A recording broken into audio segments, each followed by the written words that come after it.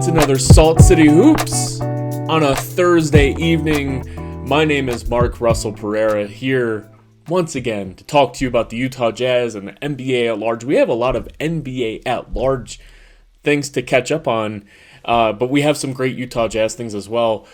Coming to you once a week, giving you updates on everything that's happened in Jazzland over the past week, whether you're a diehard who's catching every minute of Jazz basketball or you're not tuning in but you'd like to hear updates or somewhere in between. I'm here to give you all the juicy information and fun updates and a little bit of levity associated with a Jazz season that is... I'm having a lot of fun this year. I keep saying it every week.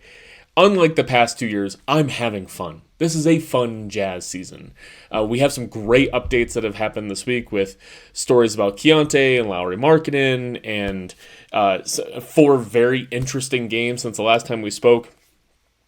And I just hope you all had a wonderful, happy Thanksgiving for our American friends, I should say. That last Thursday was Thanksgiving in the United States, and it's one of our bigger holidays, if not second biggest or third biggest holiday of the year in the U.S. And the day after, the Jazz are at home against Sacramento. So hopefully a lot of you had a nice long weekend and got to go see the Jazz win at home against Sacramento. NBA Cup game on a purple court. Hopefully you walked away from it with your retinas still intact. It was a long weekend. You come out of Thanksgiving and it just feels like, ooh, you're getting into December. You're not quite fully in the holiday spirit, although I'm sure a lot of people are. And you just feel a little slow, little lazy, and just trying to get through to the next Monday and just kind of have a relaxing weekend. And the Jazz didn't. They won on Friday, had a terrific game and against the Kings, and came back and played the Rockets on Sunday and looked like they had Thanksgiving on Saturday night, perhaps, by getting completely blown out by the Rockets. And then the very next night, also having a home game against the Rockets.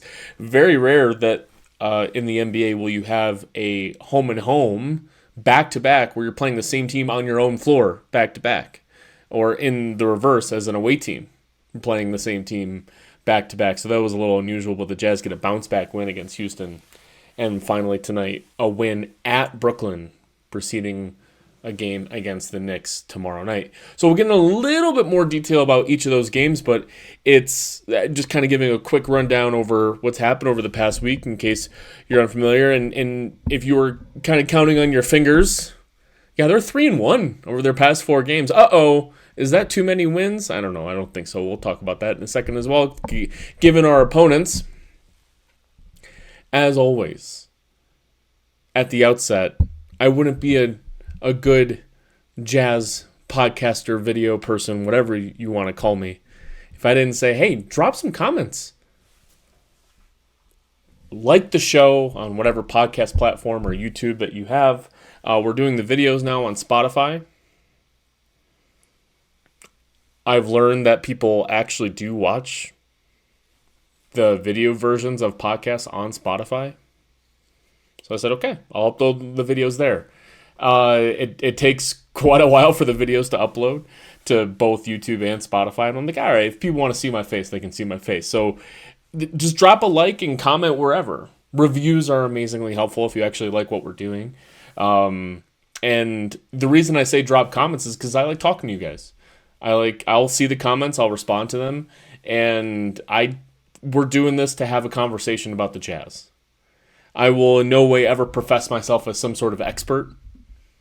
I love just hearing what people's other opinions are about the Jazz, and sometimes I get in my own head about my own personal opinions about things, so I do like hearing just what other people think. Yes, I watch all the games, and so I have some data and fun things that I like to talk about, but we're all fans. I'm just doing this because I'm a fan. So, hey, come talk to me wherever you're at. You can also find me on Blue Sky pretty easily. I can't get off my phone. I'll definitely get at you there.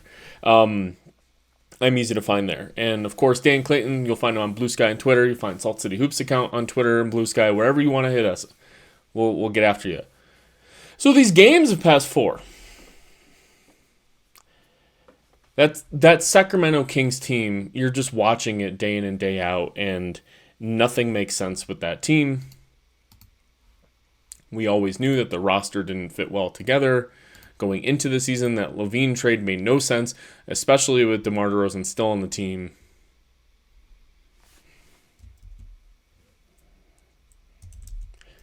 The Kings did not have Sabonis. He was injured for that game. So the Kings had to start Jazz legend Drew Eubanks at center.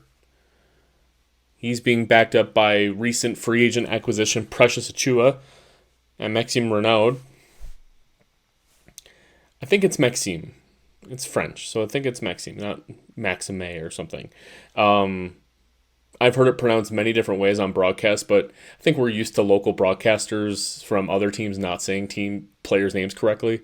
Hell, even Craig Bolerjack doesn't say our team name correctly, our player names correctly half the time. Especially if you get into Eastern European country names, those tend to be a problem for a lot of people. So Maxime Renaud played 21 minutes compared to Eubanks' 13 minutes. Renaud played much better than Eubanks. And Achiuwa, as I mentioned, also came off the bench.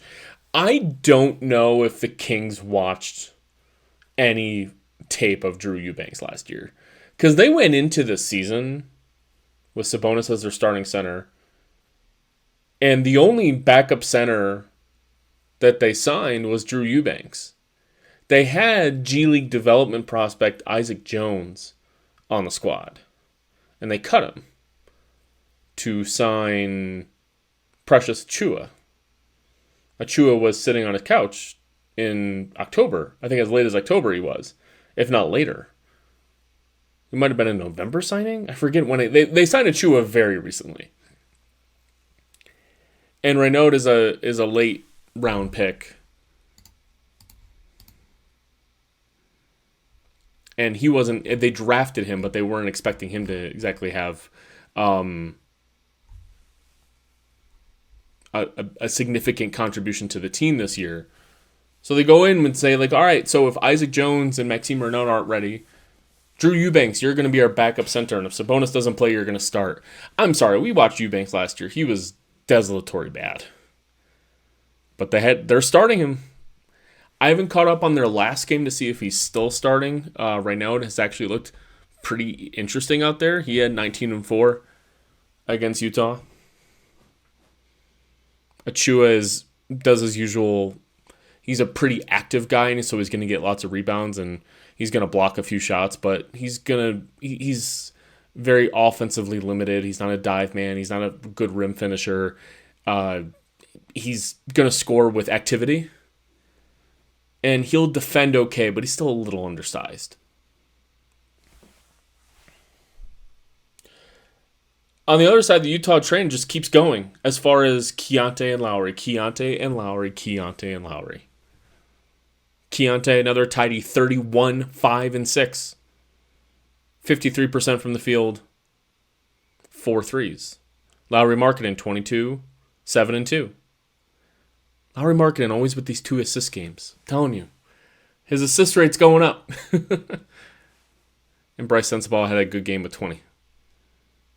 Ace Bailey only 16 minutes, and he got a little knee injury in the third quarter. So he was having a tidy game and had to sit out for an injury.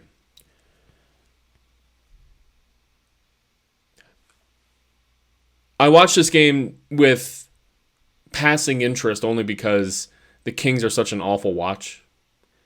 I think it's interesting that Keegan Murray played 45 minutes. This team was really, really, really bad without Keegan Murray because he's their only forward-sized player on the team.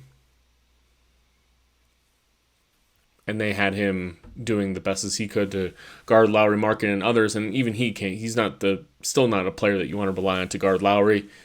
But he's playing 45 minutes out there, 23, 10, and 3. They really, really, really need him. Russell Westbrook had his Russell Westbrook game. He had triple-double, 4 steals, 38% from the field, right? It's like, okay. How much use are you really getting out of that? So tidy game from them. I think the Kings game is not as interesting as what happened in the next three that I just mentioned. So I'm going to run through that and talk about the next three, because the next two are a combo, right? The back to back with Houston. And occasionally you'll have a game against Houston, take a day off, and then you play on the other team's court. This is a home back to back against the team. I'm not exactly a schedule memorizer for 82 games for 30 teams, right? Like, that's going to be 2,400 plus games. I don't know everyone's schedule. That can't happen too often. I will remember some of the weird schedule anomalies where you'll play a team 3 times in like 6 weeks. That can be a little funny. But this home back-to-back thing is unusual. You go into the first Houston game, and anyone can rightfully predict that, hey, this is not going to go well for Utah, because Houston's strengths are Utah's weaknesses. Utah turns the ball over more than any team in the league. Houston's very good at getting turnovers. They're a fabulous defense. And any strength that the Utah Jazz have with respect to their rebounding and their foul drawing and that sort of thing is going to be mitigated by the excellence of Houston's rebounding. And although their foul tendencies can come and go, they're a good defense that it's going to cause a lot of problems for Utah's offense. And even just colloquially speaking, they have the personnel to match up with Lauri Markkanen. They have the personnel to shut down Keyonte George. And boy, did they on the first version of this game. Utah lost by 28. The game was never close. What's really funny is that Keyonte George probably had the worst game of his entire career.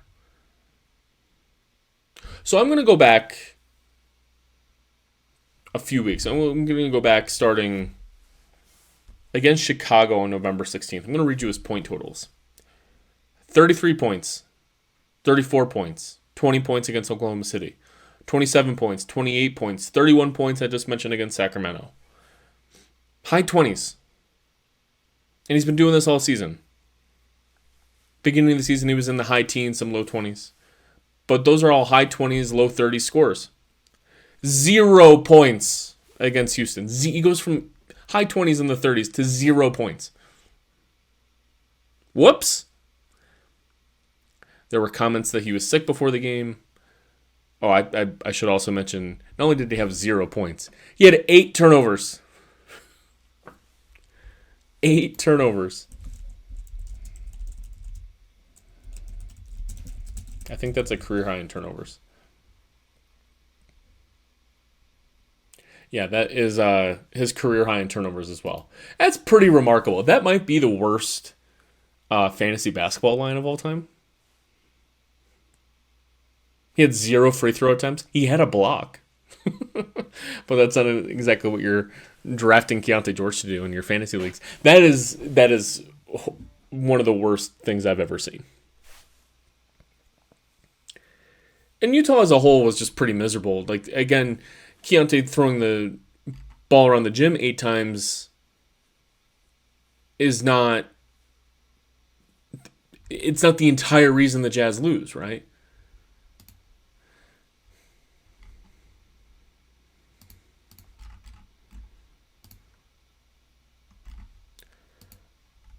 Lost my place here as I'm trying to look at this 30-point blowout.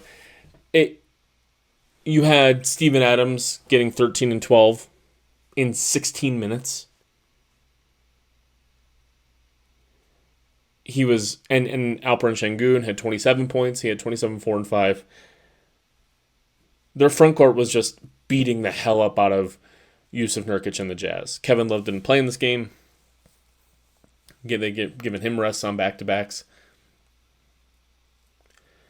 But Jusuf Nurkic couldn't handle that defensively. Kyle Anderson was playing in the forward spot, at the power forward spot a lot, the ostensible center for a lot of it. He was bad. Kyle Filipowski had no chance.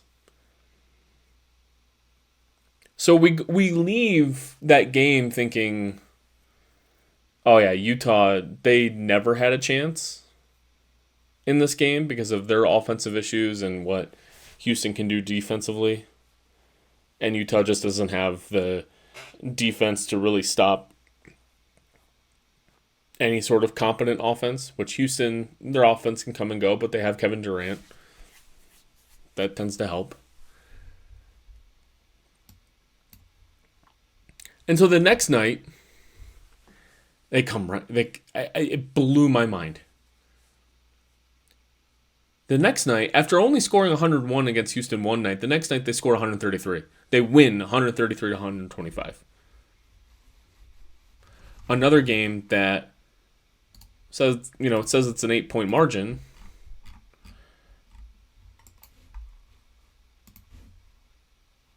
Jazz had this well in hand for much of the game. You're never in today's NBA, you can never really blow out a team when you only win by 8. But the Jazz were up 11 going into half, and they were up 9 going into the fourth. They were controlling the game, and they just got much better performances from absolutely everybody across the board. Steven Adams didn't play. They gave him a rest against Utah. But Steven Adams is not the reason that the Rockets blew out the Jazz the night before. They interviewed Keontae after the game. He said that that just wasn't us. I don't know how else to explain it. It just wasn't us. And certainly for him, he goes from scoring 0 points and 8 turnovers to 28 points and 6 turnovers. Yes, that is still bad. But 28 points, 10 to 12 from the free throw line. After 0 free throw attempts in the game before.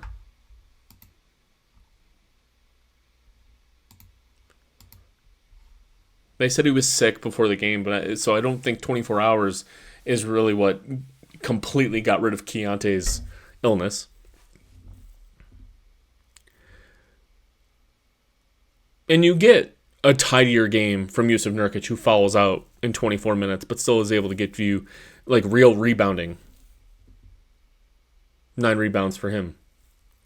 Lauri Markkanen had a 0 assist game, but he's putting up a tidy 29. Only 3 3-point attempts for Lowry in the win. Just really efficient stuff from everybody across the board, and the defense was not awful. It's a back-to-back. It's a road back-to-back for Houston. Their defensive energy could just been a little bit lower, and they couldn't do a few things, but Utah came to correct some mistakes. And we also saw that against Minnesota earlier in the season.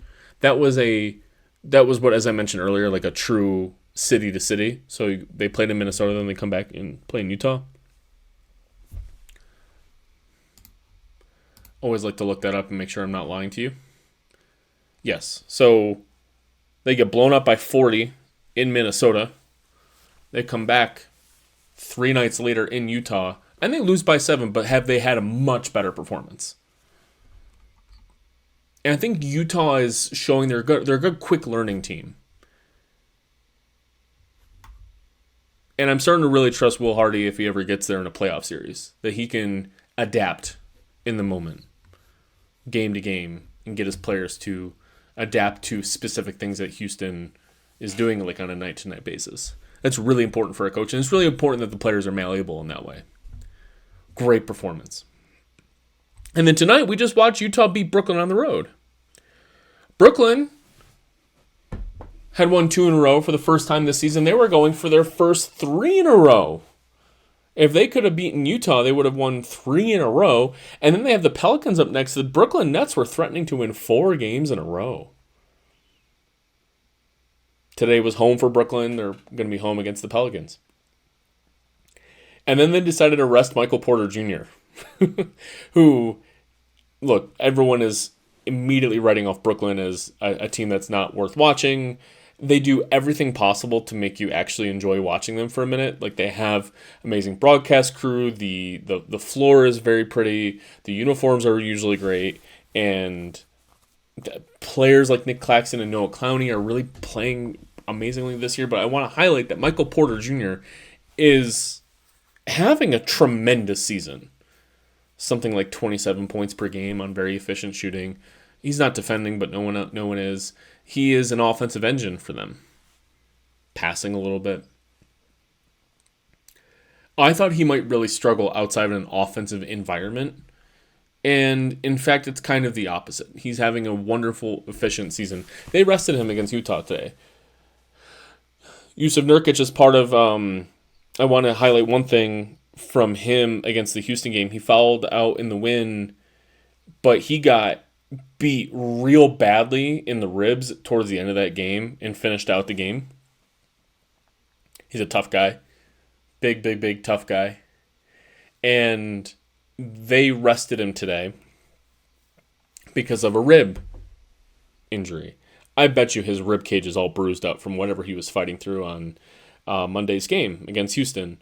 So I think he actually has a real injury, but they were also probably looking at this game saying, you know what? Hey, big guy, how about you take the night off? We already don't have Walker Kessler, and we're going to rest Kevin Love on a back-to-back. So our front court is, they played Kyle Filipowski and Kyle Anderson as our centers the entire game. Taylor Hendricks got 8 minutes today, and he looked awful. Just awful. So I'm going to do my usual Taylor Hendricks thing here and say, I'm hearing so many people say something to the effect of, well, Taylor Hendricks is a wash this year. He's just coming back from his injury. And I only agree to an extent insofar as I think everything about his development curve, I agree, is set back an entire year, if not even more, because of how traumatic the injury was. I don't think we have to lie to ourselves, though, about what he's doing out there. He looks really bad. Like, mentally, and he's not in the right positioning a lot of the times. He's miscommunicating a lot of the time. He's a great talent that I think if he's getting more exposure and playing time throughout the season, he will improve. I'm a much bigger believer in Taylor Hendricks now than I was even with Keontae George last year, right? Like any sort of negativity that I have around Taylor Hendricks is rooted still at a much higher place than even some of the players I've been more down on. He didn't shoot well in his G League performances this week. He didn't get a lot of steals and blocks in his G League performances this week. That's what you're really hoping for, is like, hey, this is this multi-tool defender. If you put him in the G League, he's just going to terrorize people. He didn't terrorize anybody in the G League this week. He looked okay. I haven't watched the G League film, so that's always important. Again, context is really important. Like, those G League teams practice, play together. They have a team construct. And it can be very confusing and difficult to just be thrown into a random team with guys that you don't really play with very often and say, okay, go play 25 minutes on a hungry, scrappy team. But there's a reason you see NBA players do little stints in the G League and just blow them out of the water. You have to show you're demonstrably better than everyone you're on the floor there with. And he just didn't. Cody Williams was also there with him. Same issue. He didn't look very good. They looked better than a lot of their compatriots in the G. To be clear, they were better players than those who were in the G League right now. But not obviously so. And so the Jazz had a front court need for Taylor Hendricks. I actually thought so John Tonje and Elijah Harkless are still with the Stars. They called up Oscar Tshiebwe for tonight, and I presume tomorrow night as well. He was active. I thought Tshiebwe might get some center minutes because of how badly the Jazz front court situation is. But instead, Taylor Hendricks was out there for a bit and just didn't look good in his 8 minutes. Defensively, purely defensively.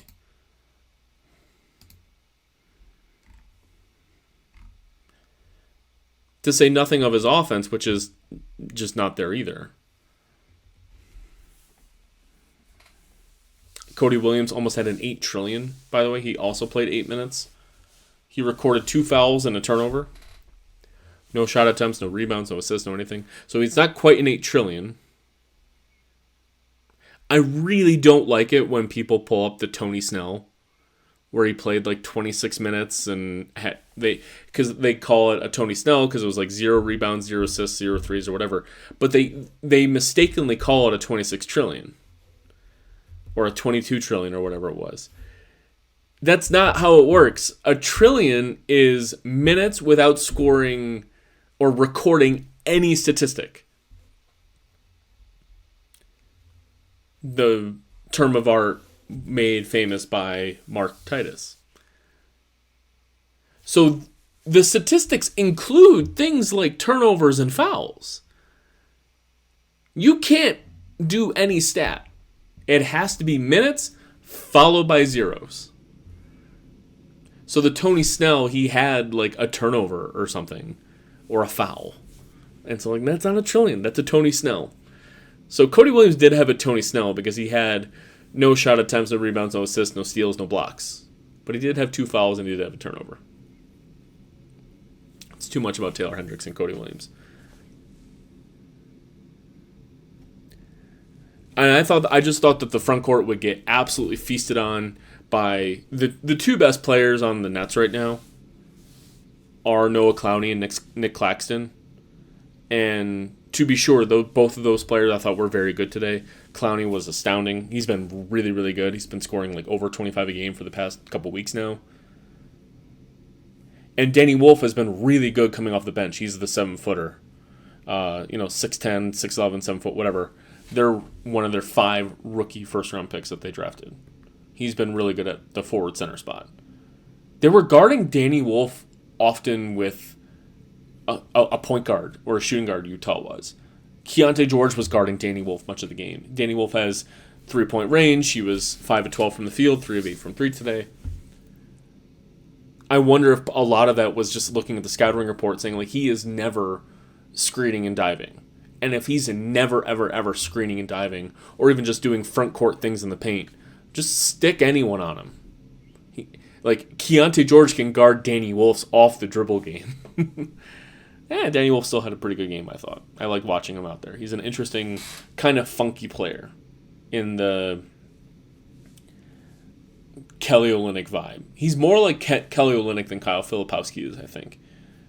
I think Danny Wolf has a little bit more bounce to his dribbling and his passing vision and that sort of thing. Whereas Filipowski's kind of like a pure post threat, and Kelly Olynyk was always more of a roamer and dribbler than Filipowski is. Anyways. So the Jazz were shorthanded in the front court, but I thought they would look fine, in part because, look, if you're going to get 29 and 10 assists to 1 turnover from Keontae, you're going to have a great day. Walt Clayton played after one of his very best games against Houston. I should have called out his great Houston game. 8 points, 5 rebounds, 6 assists against Houston. He plays 24 minutes over Collier's 15 minutes against Brooklyn. And Clayton scores 13 points. Is that a season high for him? As we do some live look. Well, that is a season high for Walt Clayton. He scored 10 against the Clippers on the opening night. He scored 10 against the Kings after that, and he's had a couple. He's has come nowhere near 13 points since then. So he's got a season high 13 points, 1 of 3 from 3, 2 turnovers to 3 assists. Some of his closeouts were a little slow and lazy today. I'm watching his defense because he gets credited as this good defender, and I'm watching it closely.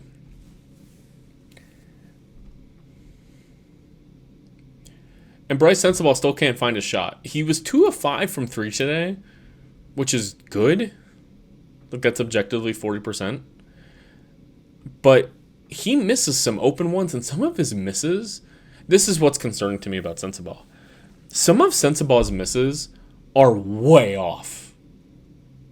Way, way, way off. As the great Kyle Korver, Jazz legend Kyle Korver once said, if you miss front to back, that's fine. That's acceptable. Like if you shoot it short, you shoot it long. Sometimes that's adjusting for your tiredness or where you are in the court. That's fine. But he said it's a failure if you're missing left to right. Like that means something is wrong.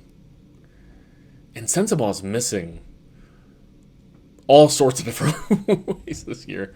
So he's still only shooting 33% from three, 41% from the field. I'm not going to pull up his advanced stats and I'm like, where is he shooting from? Where is he getting his spots? How often is he getting fouled? None of that. I don't like how he looks offensively this year. His body language is awful. Still a lot of hope for Sensabaugh. And today it's like, all right, so 2 of 5 from three. He missed his two-point attempts. Something to monitor personally. I'm kind of watching him a little bit. I haven't mentioned Ace Bailey in any of these games. In the blowout against Houston, they had him run through to the end of the game. And he was the high scorer in the blowout against Houston. And in general, I think he's just been so great at operating within the box that they're telling him to operate in. And I keep thinking like, I want him to have more exposure to the facility that is there. Like, give him some pick and roll opportunities or just basic stupid things that we're all kind of looking. We want to see the ball in Ace Bailey's hands. I'm just like you guys. I want to see the ball in his hands a little bit more. But the box that they're asking him to operate in, he's just doing it at a B+, A- level. Defensively, he's nowhere close to there. That's fine. I don't really care about defense right now.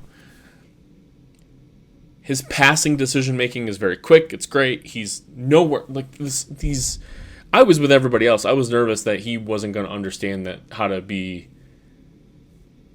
a fourth or fifth option on a team, at least to start his career.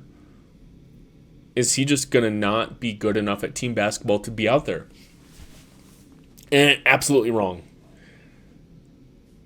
He's so good operating in the team context. Makes very quick decisions out there. His shooting speed is terrific. He has these no-dip threes that how long does it take other players to learn the no-dip three? He's always executing the offensive play perfectly. He's never in the wrong spot offensively and defensively. You can really see he's trying. He's rarely gets caught. His defensive issues aren't mental. His defensive issues are a lot of weird fouls, a lot of smacking into screens that he's not expecting, but he understands like the principles of like where he should be on certain things. Like in particular, I think he has a very innate ability to know where to stand if he's guarding the weak side. Like how far into the paint can he get pulled? He's very cognizant over the type of player that he's guarding, if they're a shooter or not. He rarely gets backdoored so much. I think he has an innate ability to just... Because if you have an innate ability on knowing what to do if you're a weak side defender, you don't get backdoored as much because you're not just staring at the ball. You're getting pulled in towards the ball because that's where you know you're supposed to be, but your more of your attention is able to be spent on the guy you're actually guarding. Quick little aside, since I'm thinking about it. A lot of the Jazz defense this year, which by the way is not ranked last in the league anymore this year. Like they're up to like 23rd in defense. That's not bad. That's really not bad from where they were. A lot of their half-court defensive principles involve really aggressive help from the weak side. There was one play today, it led to a three-pointer, but I think it was defended perfectly. I think it was Danny Wolf had the ball in the front court on the strong side, or maybe Keontae George was guarding Danny Wolf on the weak side. Either way, the ball is in the... on the right side of the block. And let's pretend it was Noah Clowney, because that makes a little bit of sense to me. Being guarded by somebody like Bryce Sensabaugh. And Keontae George, he's guarding the weak side corner. Let's say that's Danny Wolf that he's guarding. Capable three-point shooter. Like, not somebody you can just, like, leave alone. And he goes and he double teams the strong side player on the right block just to cause some mayhem and chaos. And then as soon as the ball leaves Clowney's hands, Keontae is immediately sprinting back to a spot. And Brooklyn quickly pinged it to the player Keontae left. But Keontae was able to give a pretty great contest on that shot. The Jazz are doing that a lot this year, I've noticed. Which I love as a David strategy. If you don't have good individual defenders that can deploy 3, 4, 5 individual solid positive defenders, then you got to start causing some mayhem other ways. And so I think their aggressive weak side help from non-big men is inspiring. Like, and what it requires guys to do a whole lot of sprinting without perhaps getting value out of it, getting a reward for doing all the sprinting. Requires really trying, really giving a crap. And I think Keontae is you'll see him dig and swipe and do a lot of cool things this year that he's never done before. I think it's really cool. So I think Ace Bailey's got the whole package, really doing a lot of cool things out there. He's just not being asked to do very much, which is fine because he's being efficient in the things that they're doing and just not putting too much on his plate. His plate's going to grow and grow this year. This is not going to be the end-all, be-all. You got Lauri Markkanen playing, 30-plus points, or 35 minutes. Keontae's got 31 minutes. Filipowski's got 31 minutes. He played 25 minutes today, but it's just the ball didn't find him in areas where he had to take a bunch of shots. Defensively was fine, I thought. Got beat up a couple times. Had 4 fouls. Had a couple bad fouls. One of them was kind of a weird shove that he really shouldn't have had his hands anywhere near. So, it's a good week of Jazz basketball. They're 3-1. Oh no, are they winning too much? All right, real quickly on the winning too much, because we got to talk about this every week.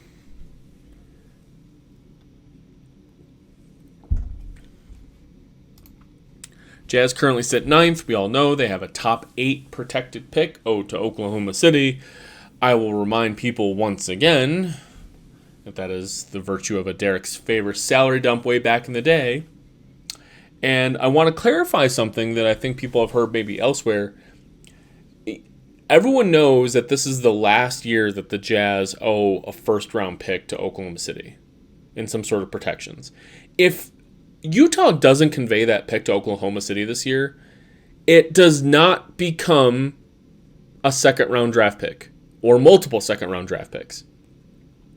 It does not convert to a second-round draft pick that Utah has to give them instead. Instead, it's about $890,000 in cash. Now, it is true at one point, at the start of the Derek Favors trade, it did convert to a second-round pick. 2 things. One, let's remember at the time they made that Derek Favors trade, Utah was a juggernaut. They weren't quite a championship contender because they hadn't got there, but they had, number 1 offense, number 3 defense, whatever. They did not project to be bad anytime soon. So the entire expectation was that Oklahoma City was going to get a late first-round pick from Utah sometime between 2023 and 2026. Well, then Utah traded away Rudy Gobert and Donovan Mitchell, and the whole thing went kaput. So the idea is that Oklahoma City never really planned on getting a second-round pick. They planned on getting a first-round pick all along. While Utah was still good, meaning before they traded Rudy and Don, they had a player called Mie Oni. Remember him?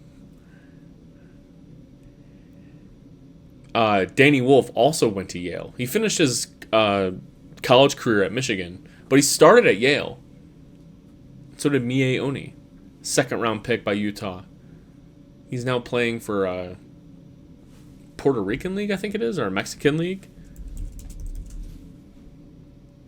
Yes, he's playing in Puerto Rico. Let's just say Mie Oni's not playing in the NBA right now.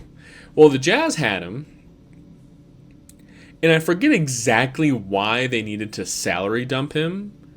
It might have been for roster-related reasons. This might have been related to the Daniel House acquisition. Anyways, I forget exactly why they had to get rid of Mie Oni, but they made a trade with Oklahoma City where they salary dumped Mie Oni to Oklahoma City. Now, Mie Oni was, unlike Derek Favors, Mie Oni was making like no money. I'm pretty sure it was a roster crunch issue. So Oklahoma City said, sure, we'll take him on, and I think they cut him immediately. I think they took on the responsibility. Or maybe he actually stuck on until the end of the year. And I believe this was when Oklahoma City was still in their Poku years, mind you. Oklahoma City wasn't Oklahoma City yet. So I think he actually did play for Oklahoma City for at least the end of that season. Now we're going to look this up in real time, which makes for great radio.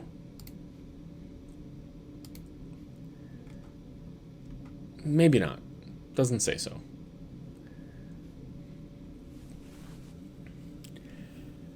So, long story made even longer.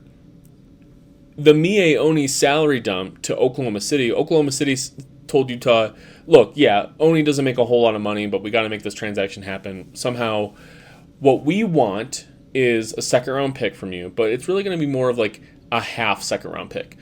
That second-round pick that the Derek Favors trade converts into, well, we're not going to get that second-round pick anyways. You guys are going to give us a first-round pick because you guys are good. So that second-round pick contingency plan for this trade, let's convert that trade to giving us $890,000 cash, and you give us that second-round pick now for the Mie Oni dump. So it was a pick that Utah kind of already owed to Oklahoma City, but just made it so that Oklahoma City could actually get that pick, a random second. And they converted the Derek Favors trade into being a cash contingency. So long story long, if the Jazz don't convey a pick to Oklahoma City this year, they will pay about $890,000 in cash to Oklahoma City. I don't know if that comes in a paper check. A big novelty check is what I like to imagine it as. Like Ryan Smith cuts Clay Bennett a giant novelty clearinghouse check that says Derek Favors salary dump on it. That'd be funny. That's how I envision it.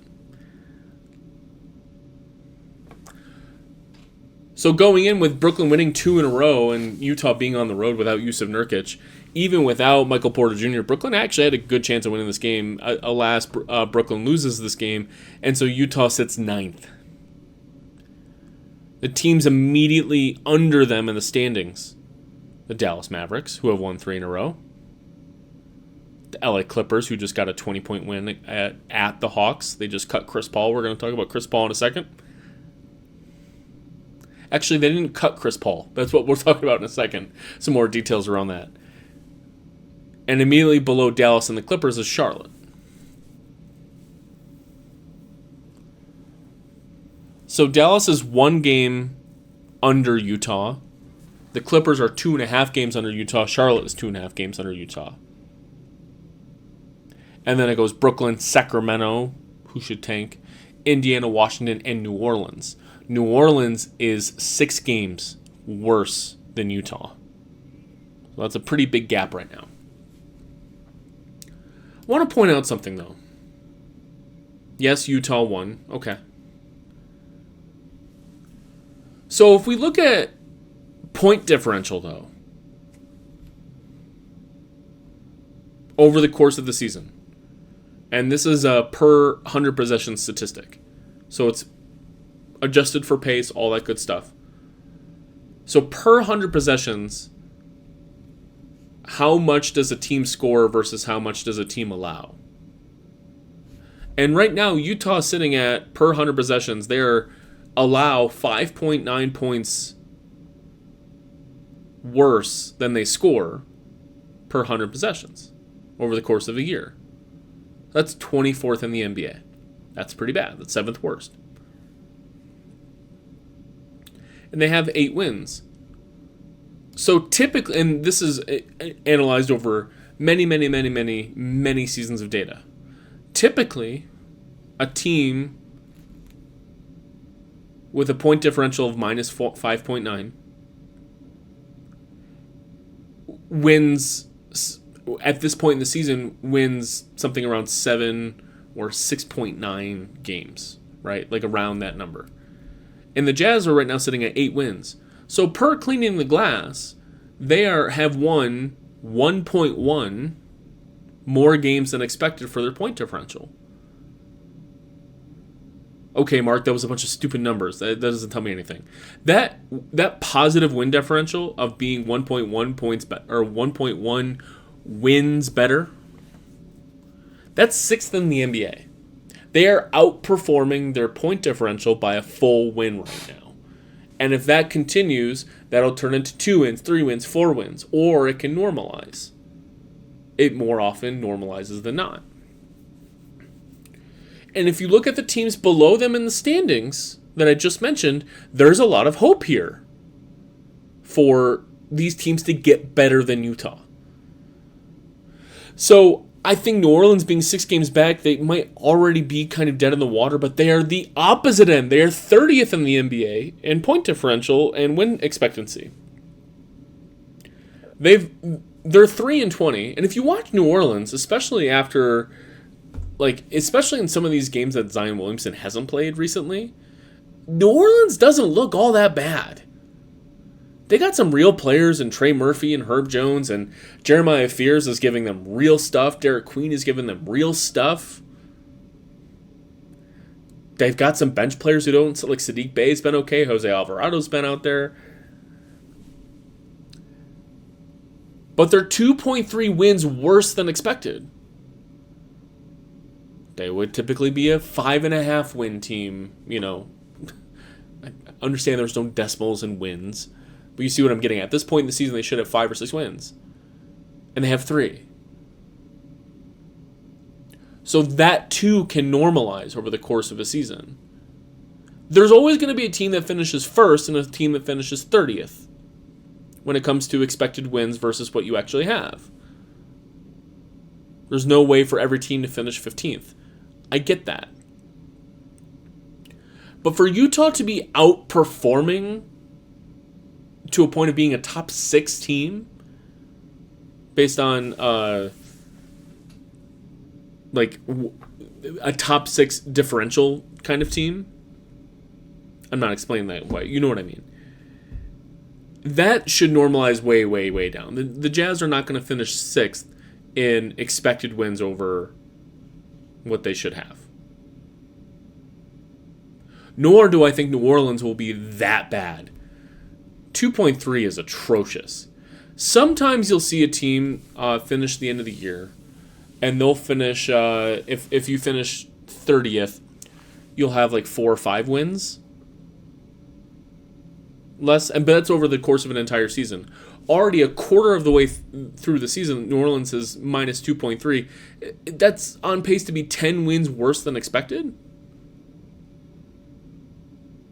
That doesn't compute.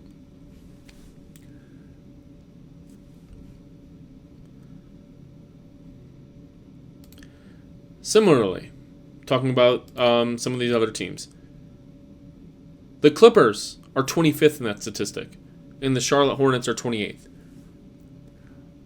where they have won fewer games than their point differential would suggest. They are better teams than their record shows. I think that a lot of jokes have been spilled about the Clippers this week. I don't think they're a bottom 7 team. They might be pretty mediocre. A lot more mediocre than we thought. They're going to be in the play-in contention, guys. Let's not kid ourselves. They've got decent depth. They're not terribly injured right now. They've got some guys missing time here and there. That's totally fine. But they're fine. Charlotte being 28th, LaMelo's kind of getting yanked in and out of the lineup. Does he end up on a different team? Who knows? I think they have quality depth. They have a real team and a real coach.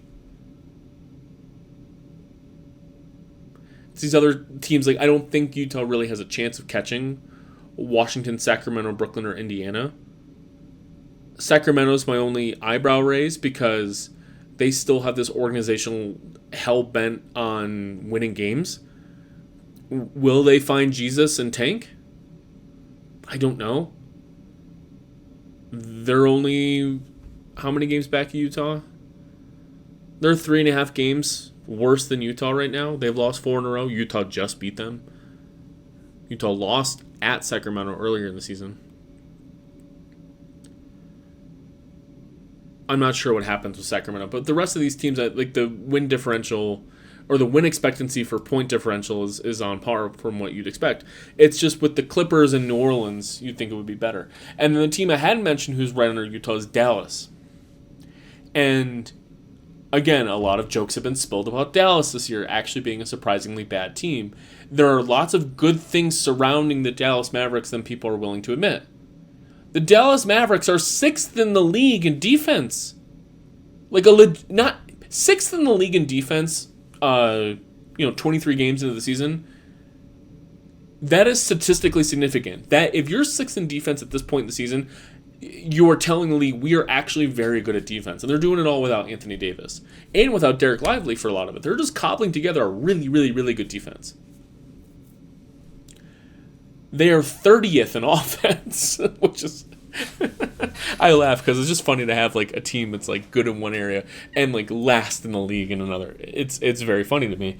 They're 30th in the league in offense. And I think the defensive principles are sound, whatever. Look, I don't know what kind of shape Kyrie Irving's going to be when he gets back.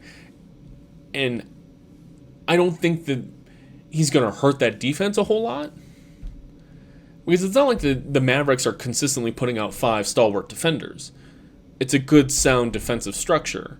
And so I don't think they're going to finish at 6th in defense by virtue of Kyrie Irving's amazing defensive prowess coming back from an ACL tear.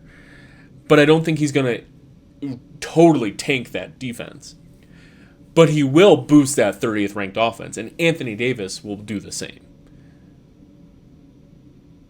They will boost that offense, and while they are right where they should be as far as how many wins have been expected based on their point differential, they're right in the middle of the league. That 30th ranked offense is not right. That's not right. That 6th ranked defense might be. Now I just said like, hey, at this point in the season, 6th ranked defense, you can count on that. And on the flip of the same coin, I'm saying the 30th ranked offense, I don't trust that. I don't think I'm talking out of both sides of my mouth. I think it's more about context, where you can establish a defensive identity based on the players you have and the principles you establish. For offense, you need some horses. And the Mavericks, no pun intended, I guess, the Mavericks are going to get some horses back for offense. And I think that matters.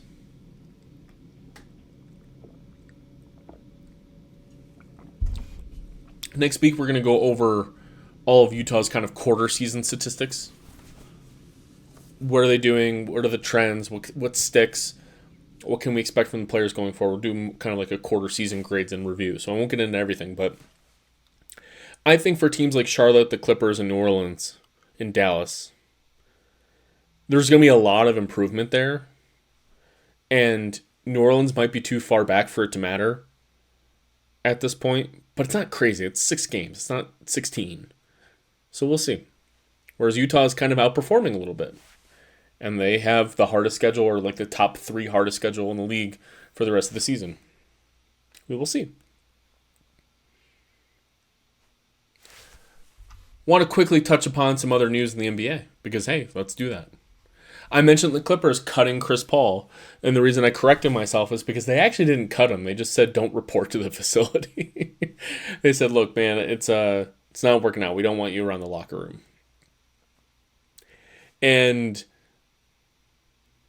apparently this was a surprise to Chris Paul because he posted on Instagram a message that says, I just found out I'm being sent home today. Quick salary cap dorkery. I'm like, oh, you just heard me say they can't cut him. Well, why can't they do that? They can cut him.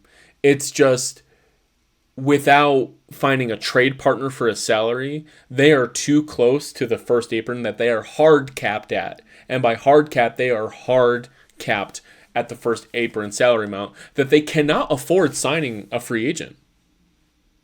They don't have the money for it. They don't have room under the first apron to sign a free agent, even a minimum contract. Even a minimum contract with 0 years of NBA experience. They don't have the money.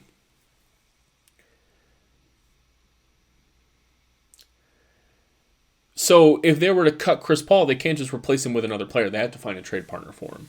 The only quirk to this is that the Clippers currently have their 50th overall pick, Kobe Sanders, who is on a two-way for them.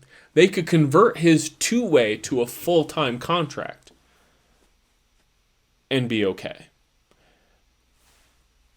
The reason that's important is because the Clippers need to have 14 full-time players on the team. They are at 14 right now. By cutting Chris Paul, they would be at 13. And a two-way player doesn't count as a full-time player. So they could get back up to the minimum 14 players if they convert Kobe Sanders to a permanent contract. Which they might have to do anyways, because if you've been watching this in a little fantasy basketball dorkery, Kobe Sanders has been playing. He played 27 minutes against their win against the Hawks. He looked really, really good. Played 26 minutes the night before. He's a two-way player, a rookie two-way, playing for Tyronn Lue right now, playing a lot. So they might actually need him. So Chris Paul is... We could do a whole episode on Chris Paul and his crossroads with Utah over the years. I hope this isn't the end for him. It doesn't seem like another team is really... It doesn't make a whole lot of sense for another team to pick him up. And before anyone says Utah, a couple things. One, that's not what Chris Paul wants. He doesn't want to be around. He does not want to be around a rebuilding team. Not like Kevin Love, where I think Chris Paul is a little bit more... I think he was interested in doing a solid for Greg Popovich and getting around Victor Wembanyama for a bit. That was interesting to him and worth his time. I don't think playing out the string for this Utah Jazz team makes a lot of sense for him.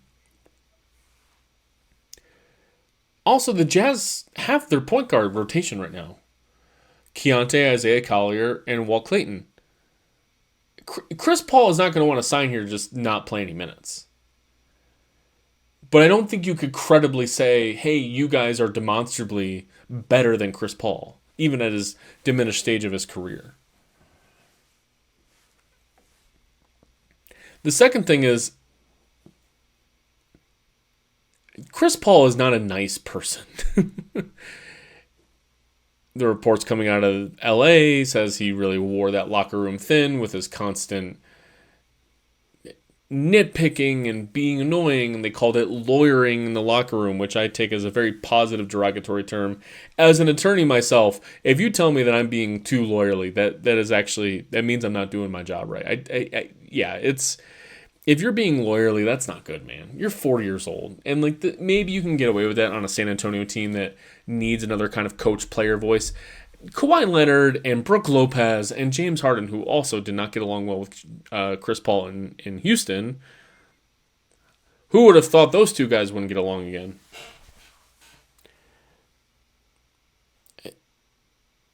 Bringing him into this good vibes Utah Jazz season, where everyone's doing like pretty happy and having a good time, that's oil and water, guys. So, like everyone else, I thought, sure, I mean, that's a cool name.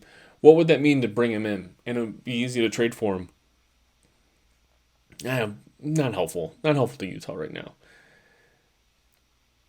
I mentioned both when we went into the season, Utah has a lack of ball handling and capable passing. We absolutely need ball handling and passing. Desperately. People who know where people are going to be. Couple things have happened. One, Keontae George has taken a huge leap on the passing and ball handling department. Good for him. Two, losing games is important to Utah right now. So if there's actual positive value that Chris Paul is going to give you, I don't want it. Three, the other thing that's happened this year is this team is having a lot more fun in building together than we ever thought would happen. A topic I completely was not able to get to, but if I can do a quick mention, Tony Jones, longtime Jazz beat reporter who is ostensibly on the Sixers beat right now for The Athletic, but has so many connections in Utah still, especially with Keontae George and others, wrote a very long and very fabulous piece on Keontae George, Lauri Markkanen, and Will Hardy. Starting, and kind of the focal point of the article starts with Keontae George's trip to Finland this summer and just how the three of them have bonded. And it's creating very cool, positive vibes on the court. Next time we do the show, maybe I'll pull some quotes that really stuck out to me. No, you know, I'm gonna mention one thing in passing right now. Lauri Markkanen, the most eye-opening quote to me was from Lauri, where he basically said he wants to see this rebuild through. He mentioned in the same breath that nothing is expected out of his Team Finland basketball team every year. And he mentioned, like, I want to bring them to places they've never been. They get a 4th place finish in Eurobasket. They've never been that high. They almost got a bronze medal out of it. They beat Serbia in the tournament. That's a huge thing for him.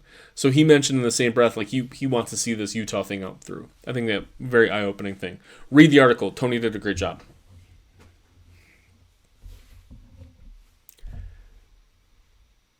Finally, the other big news in the league this week is Giannis. Giannis, after many, many, many, many years, has finally asked for a trade out of Milwaukee. Or they're having discussions about conversations about exploring the canvas of what a trade would look like. Okay. Giannis is asking for a trade. Giannis is so concerned about his public perception about asking for a trade that he's trying everything in his power to make sure that anyone who has access to him, as far as like a journalist is concerned, cough Chris Haynes, is using the correct words when describing his intent. My frustration with it lies with Giannis he reached the pinnacle of the sport with the Milwaukee Bucks. And I don't think there's a Bucks fan out there who thinks that Giannis asking for a trade besmirches an MVP award or winning the NBA Finals.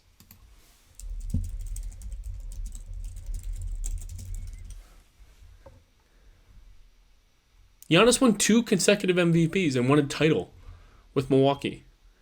Team's not working out. I think Milwaukee fans would be happy if he, did something for the rest of his career. That's fine. Get some assets. Build the next great Milwaukee Bucks squad. But he's so concerned that it's going to feel like he's ditching Milwaukee or something. And it's like, buddy, it's okay. Just don't do what Gordon Hayward did. Just write a nice letter before we find out that you're leaving. And we'll feel better for it.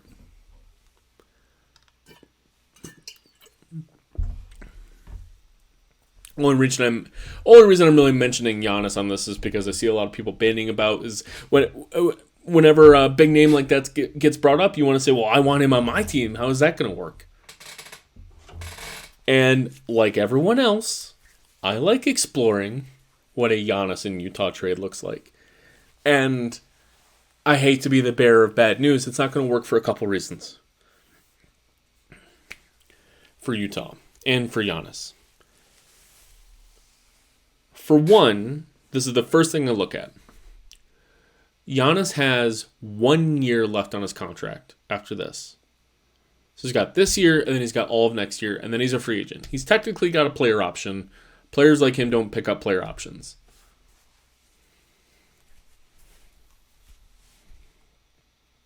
They decline their player options, they go sign a new contract. Get more money. So you only get 1 season left with Giannis on your team. And you're hoping that if Utah acquires Giannis, that the Jazz aren't going to make the playoffs this year. So it's a lost year for Giannis. That you are trying to convince him that over the course of that 1 year, that it's worth having around. Like, come take a chance with us. Shades of Kawhi Leonard to Toronto, but Toronto didn't have to give all that much up to get Kawhi Leonard. Kawhi Leonard was shrouded in injury mystery. Remember, had that hamstring issue that kept him out basically that entire season. If not the entire season, I forget. And Toronto said, screw it, 1 more year, we'll take it. Give it a shot. I had to give up a first-round pick, and they got Jakob Poeltl as part of that.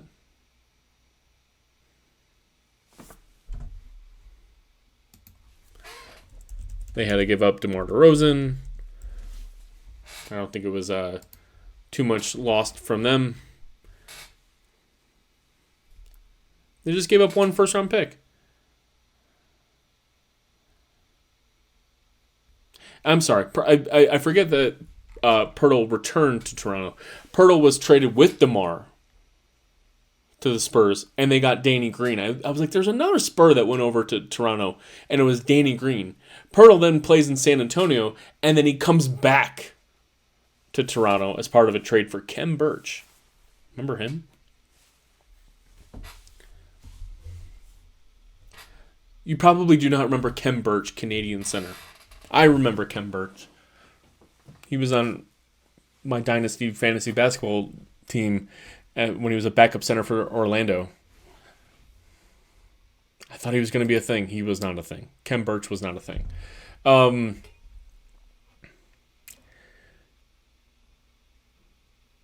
So it doesn't really make sense for Utah to try to convince Giannis for a season. The team's not ready to compete for a random championship anyways, and the price is not going to be a single first-round pick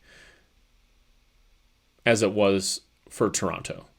It's going to take a whole lot.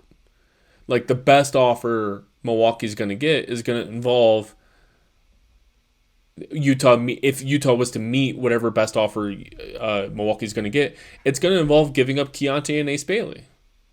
Don't think Milwaukee, if they trade Giannis, they won't be in the market for wanting Lauri Markkanen back.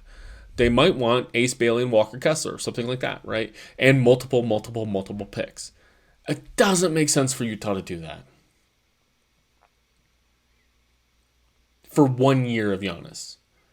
And crossing your fingers and hoping to die that Giannis would re-sign in Utah when he's a free agent in a year and a half. I don't think he would want to do that. He's certainly not going to extend. He would want to see what happens. So I'm entertaining the thought along with you guys just because it's fun, but it doesn't make sense for Utah. And Giannis, at his stage in his career, he would want to go to a team this year. The team would have to be competitive right now with him on the team.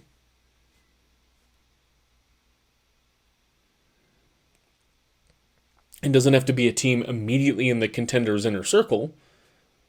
San Antonio immediately comes to mind as a quality team that isn't in the inner circle of contenders that Giannis would be interested in.